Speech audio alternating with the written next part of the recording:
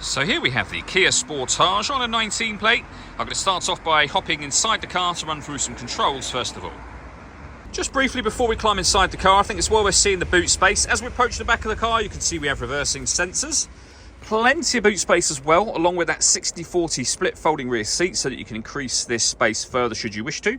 And then underneath this tray section, a space saver spare wheel. Okay, now that we're inside the car, we're going to start with the dials. On the left-hand side, we have the rev counter and coolant temperature gauge, and on the right-hand side, the speedometer and fuel gauge. In the middle, you can see the total miles for this car. They are 17,019. Above that, we have a digital readout for the speedometer. You can change the information that's displayed there by using buttons on the steering wheel. We're on the driving data menu at the moment. There are other menus available to you as well. So, satellite navigation, vehicle systems, and user settings as well. If we back out to the steering wheel, the buttons I was using a second ago are just here. We have cruise control and speed limiter over there as well. And then over on the left-hand side, stereo and phone controls, including voice activation.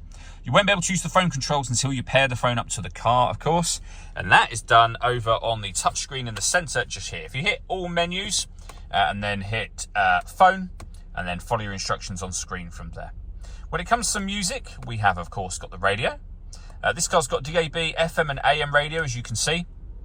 If you'll listen to your own music, there's a few ways of doing it. They're all grayed out at the moment because nothing is connected.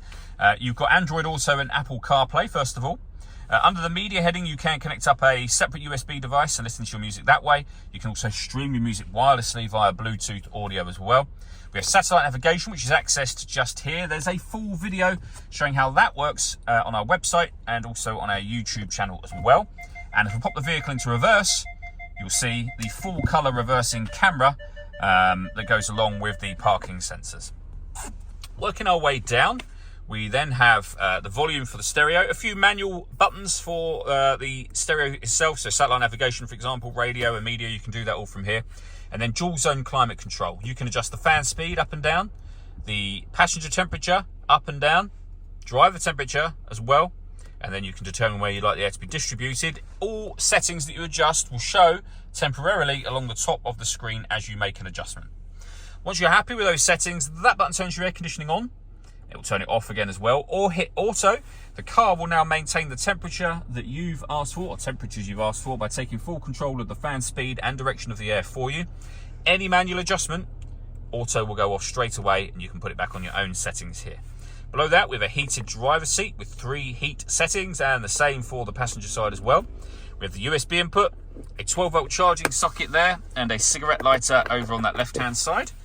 We are able to turn the parking sensors on and off, the downhill brake control for the car on and off, and then we have a 6-speed manual gearbox.